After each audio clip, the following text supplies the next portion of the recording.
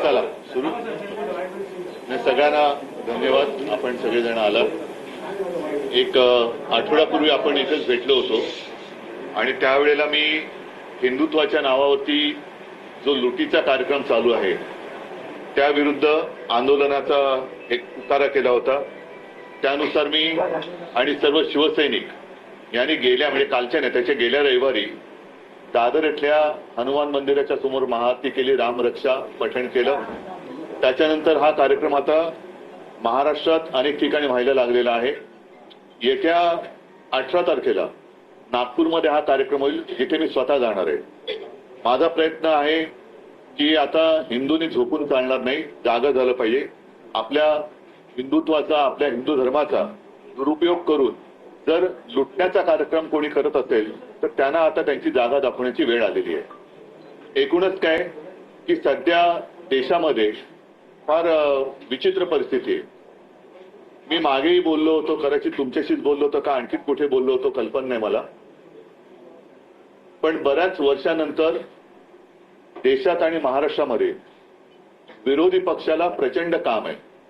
कारण जिथे बोट दाखवू तिथे भ्रष्टाचार चाललेला आहे. रस्त्यावरती खड्डे आहेत, पण रस्ते करणाऱ्यांचं ज्यांचं काम आहे ते गडकरी साहेब इथेनॉलवरती बोलतायत. तर एकूणच काय की अंधाधुंद कारभार सुरू आहे.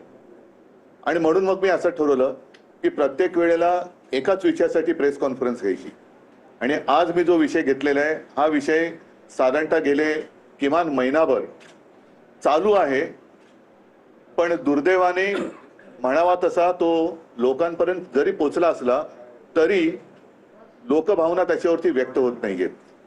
आणि तो विषय म्हणजे दिल्लीमध्ये जंतर मंतर येथे आपल्या अभिजित दिपके यांनी जो विषय उचलला तो अनेक युवकांच्या किंवा मी तर म्हणेन देशातल्या प्रत्येक युवकाच्या भवितव्याचा विषय आहे. नीट परीक्षेचे पेपर फुटले, त्याच्यानंतर अनेक विद्यार्थ्यांनी आत्महत्या केल्या.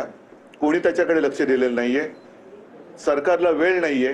सत्ताधारी पक्षाला इतर पक्ष फोडाफोडीमध्ये जास्त रस आहे.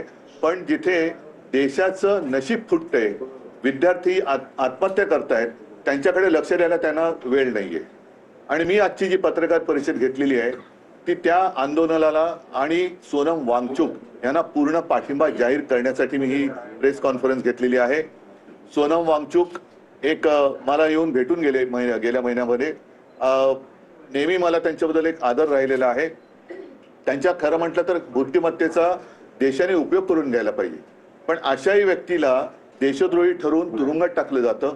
आज ती व्यक्ती तिकडे आमरण उपोषणाला बसलेली आहे. दिवसागणिक त्यांची तब्येत खालवत चाललेली आहे. 16 दिवस झाले.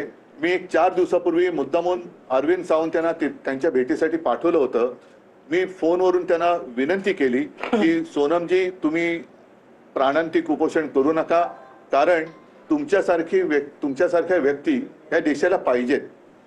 आणि सरकारला काय पडलेलं नाही. अशा एक एक व्यक्ती जर आपणहून जात असतील तर सरकारला ते हवंच आहे असं नाईलाजाने मला म्हणावं लागते. आज कोणाच्या